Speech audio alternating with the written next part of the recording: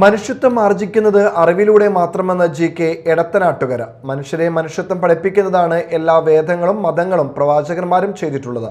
മറ്റു ജീവജാലങ്ങൾക്ക് അവരുടെ ജനനത്തോടെ തന്നെ ആ ഗുണങ്ങൾ ലഭിക്കുമ്പോൾ മനുഷ്യൻ അറിവിലൂടെയും അനുഭവങ്ങളിലൂടെയുമാണ് അത് നേടിയെടുക്കുന്നത്. ജി.കെ. എടത്തനാട്ടുകര പറഞ്ഞു.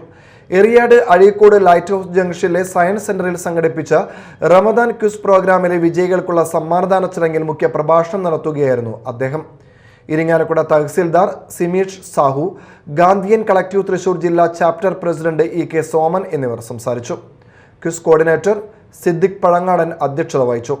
ക്വിസ് മത്സരത്തിൽ ഒന്നാം സമ്മാനം 3000 രൂപയും ട്രോഫിയും നേടിയ വെള്ളാങ്കല്ലൂർ സ്വദേശിനിയായ ഗീത സുനിൽ, രണ്ടാം സമ്മാനം 2000 രൂപയും ട്രോഫിയും കരസ്ഥമാക്കിയ കൊടുങ്ങല്ലൂർ സ്വദേശിനി സബിത മുരളീധരൻ, മൂന്നാം സമ്മാനം 1000 രൂപയും ട്രോഫിയും നേടിയ എൻ.ആർ. സുകുമാരൻ എറിയാട് എന്നിവർ സമ്മാനങ്ങൾ കരസ്ഥമാക്കി.